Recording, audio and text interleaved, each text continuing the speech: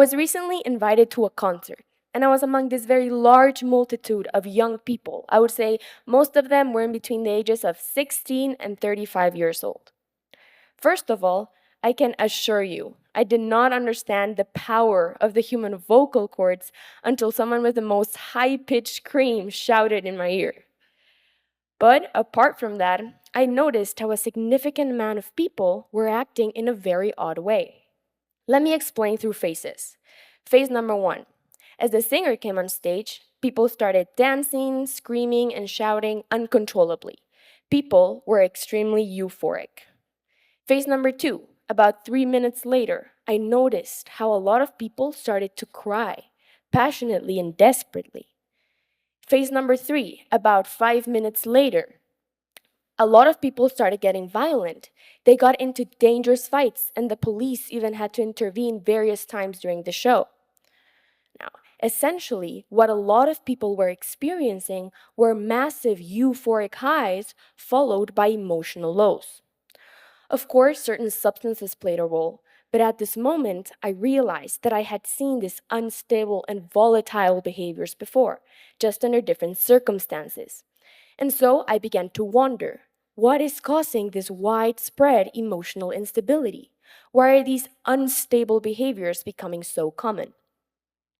Of course, there are numerous and complex social, psychological, biological, and even historical factors that have led to the severe emotional instability we currently see. Today, we'll explore three of the most predominant roots. So let's dive in. Root number one. You've probably already heard of this before: healthy body, healthy mind. But I want to be more specific here, and you'll see why later. Stable body, stable mind. And one fundamental aspect that goes into this that is very often overlooked is nutrition. Poor nutrition does not only affect mental health, physical health, but also mental health and mental clarity. I want to make an emphasis here. Mental clarity is really important to achieve balance and stability. It is, of course, not everything, but it is the first step. Robert H. Lustig is an American pediatric endocrinologist, and he argues that added sugars and ultra-processed foods satisfy the public health criteria established for substance regulation. So basically, that the government should intervene in how much sugar and processing is in our foods. This is because numerous studies show that added sugars and ultra-processed foods are highly addictive, highly toxic, ubiquitous, which means that they are present in up to 80% of the Western grocery items, and they have numerous negative externalities. And despite of these issues, these products continue to increase without regulation because their addictiveness has proven highly profitable for more than one private industry. So it has become an overlooked public health threat. But what happens on an internal level when we consume too many of these products? Let me give you a brief overview. There is a book called The Glucose Revolution, and it is written by biochemist Jessie and Shospe.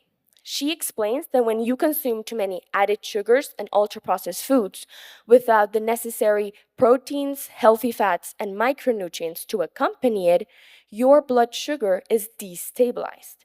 So as you can see here, it's a rapid increase in how much glucose is released into your bloodstream, and naturally, after any spike, there comes a plummet.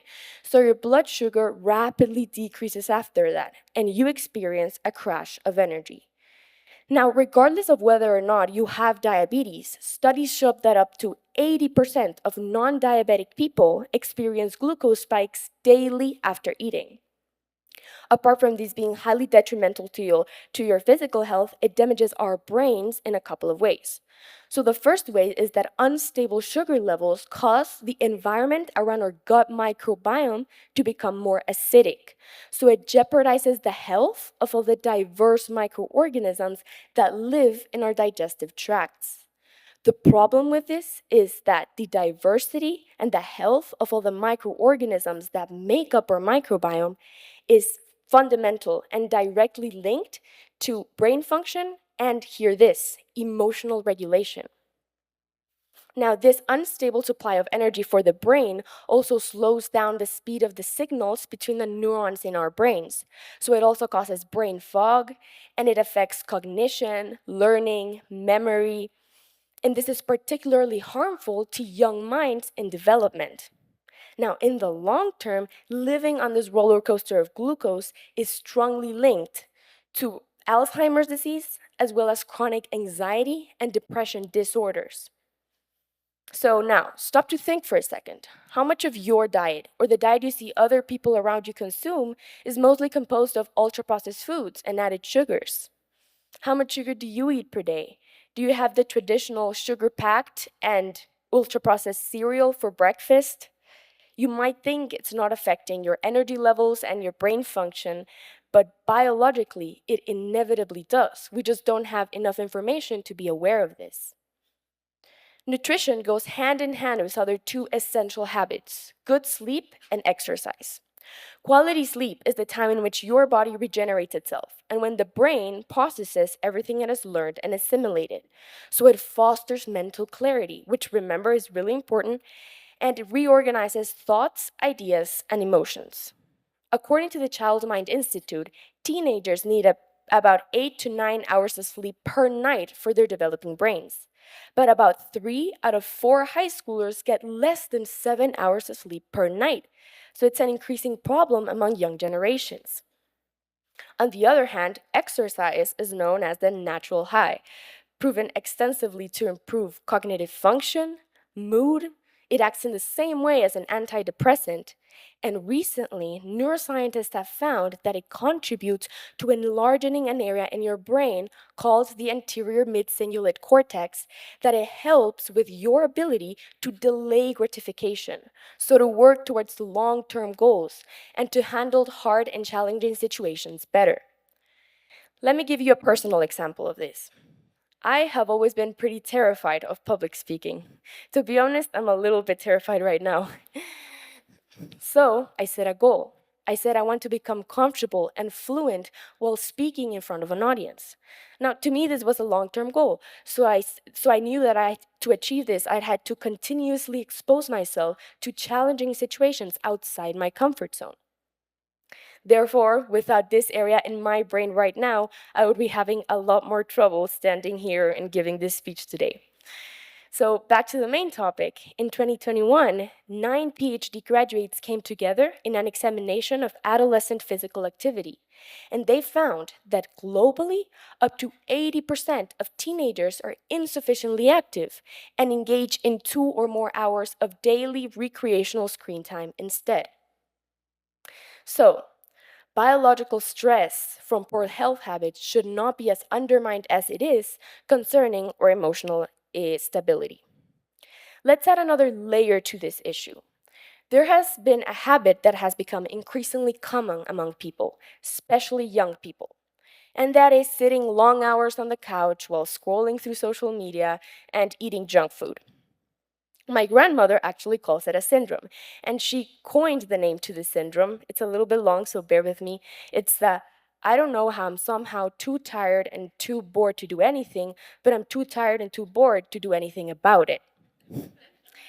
This takes me to root number 2: social media and screen addiction. This endless scrolling through social media is highly detrimental to mental health and development, and it should not be as normalized as it is today. At a conference held by the American Psychological Association, psychologist Gloria Mark explains that when children as young as 4 years old start having 3 to 4 hour screen times, which has become really common, there is a problem. The issue with this is that young children's brains aren't fully developed yet at this time, especially when it comes to their brain's executive function. So when they're glued to screens, and on top of that, they've had a donut or some Choco Krispies for breakfast, they face lots of challenges when learning how to concentrate. And this gets in the way of essential early development. Executive functional skills are really important for thinking with clarity, prioritizing tasks, concentrating, and organizing thoughts, ideas, and emotions, which later on in life as adults is crucial for working towards all kinds of goals, including, and I would say especially, mental and emotional stability. The second big consequence this has on people's brains is that it creates a dopamine addiction. So again, it's a rapid increase in how much dopamine gets released into our bodies, followed by a rapid decrease. And there it is again. I think you can start seeing a pattern here. Imbalance is terrible for our bodies. So, dopamine is known as the feel good hormone. It gives you a sense of pleasure, and it essentially makes you seek what is giving you the pleasure. Because of this, dopamine is a crucial part of the brain's reward systems. In fact, when there is instability in dopamine levels, these brain pathways are widely known for causing all types of dysfunctional addictions. So, social media in today's over consumerist society fosters an addiction to instant gratification and overstimulation. So, we are constantly and instantly fulfilled by pleasure, and we get things done with minimal effort and minimal brain power. So, we don't exercise our brains anymore. This not only makes you badly addicted to things of that passive nature, such as social media, but it also decreases discipline, productivity, motivation, focus, your ability to work towards long term goals, which is what gives you stable gratification, stable well being, meaningful and genuine learning and growth. And this last one is really important. It hinders your ability of deep thought and introspection, which is really important for emotional well being. Now, these are only two of the bottom layers with what happens with social media. Social media companies exploit our brain's natural reward systems to keep us engaged for longer.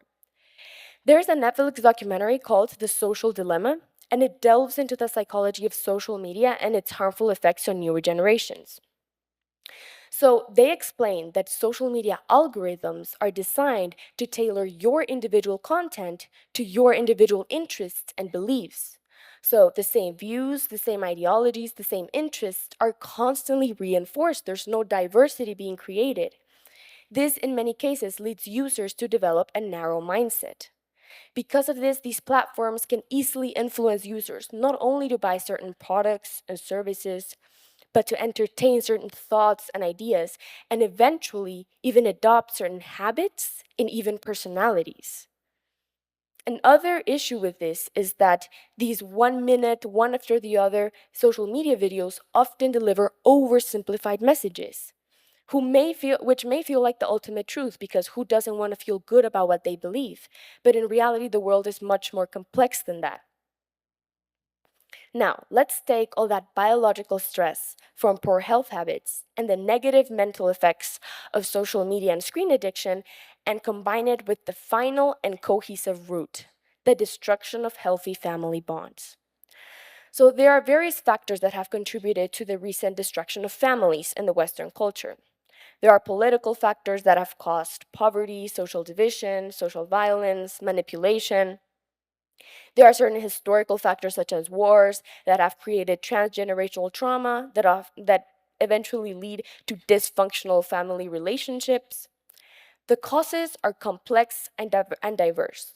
The main point is essentially that without a home that fosters a sense of safety, love, and guidance to build morality and critical thinking skills, young people today do not know how to properly filter and reflect upon the massive influx of information we receive daily. The brain's susceptibility to addiction only worsens this issue. Those who understand how the brain works can easily manipulate it.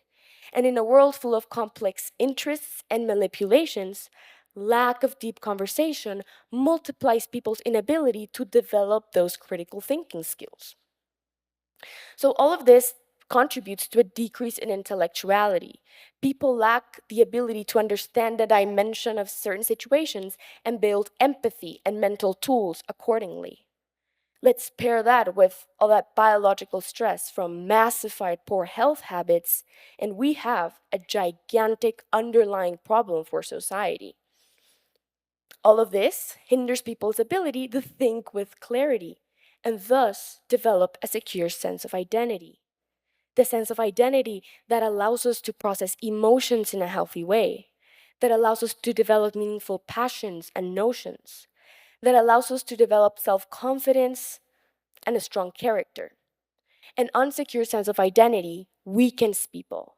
It narrows their scope and diversity of mental tools, perspectives, and experiences. weakened individuals are significantly more prone to suffering from emotional instability. So, this is not meant to scare anyone. It is meant to raise awareness because that is the first step towards solving the issue.